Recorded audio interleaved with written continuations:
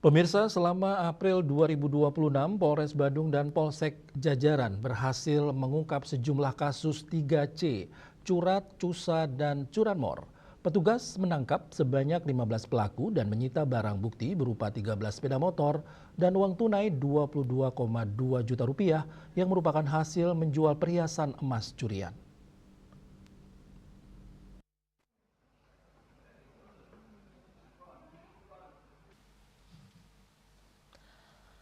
Kapolres Badung AKBP Joseph Edward Purba mengatakan hal ini merupakan hasil kerja keras jajaran Satreskrim dan Polsek Jajaran dalam menjaga situasi Kamtipmas tetap kondusif. Dari 15 laporan polisi terdapat tersangka 15 orang yang terdiri dari 14 dewasa dan 1 anak-anak. Satreskrim Polres Badung menangani 5 laporan polisi yang terdiri dari 2 kasus curat dan 3 pencurian biasa. Polsek Mengui menangani 5 LP kasus curat dan curanmor, Polsek Abian Semal mengungkap kasus curat, curanmor, dan 1 cusa.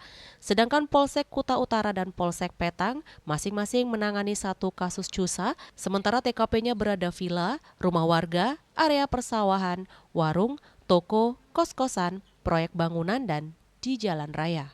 Satreskrim dan Polsek Jajaran telah berhasil melakukan pengungkapan dengan melakukan penangkapan dan mengamankan para pelaku tindak pidana curat, curas, cusa, dan curanmor di wilayah hukum Polres Badung.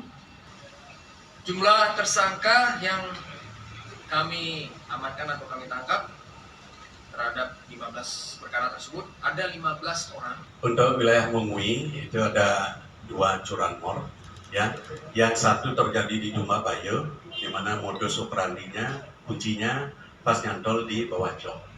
Artinya pelaku mudah untuk mengambil, sedangkan yang kedua itu TKP di Den Kayu. Ini upaya mendorong dengan kaki, ya, karena tidak ada kunci, namun tidak dikunci start di TKP, sehingga didorong oleh yang bersangkutan. Sementara Kapolsek Abian Semal Kompol Nyoman Karang Adiputra menyampaikan kasus pencurian perhiasan emas terjadi di Jalan Tanah Ayu Sibang Gede Abian Semal. Korban berinisial NWS 61 tahun kehilangan perhiasan emas senilai Rp3.920.000. Pelakunya tak lain pembantu korban berinisial NKVE 34 tahun.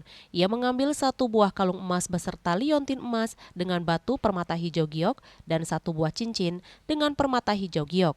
Selanjutnya pelaku menjual barang hasil pencurian tersebut kepada seseorang melalui medsos dengan cara COD seharga Rp22.225.000. Kini para tersangka masih menjalani pemeriksaan intensif pihak kepolisian. Raiswantara dan Angkat Wirawan, Bali TV.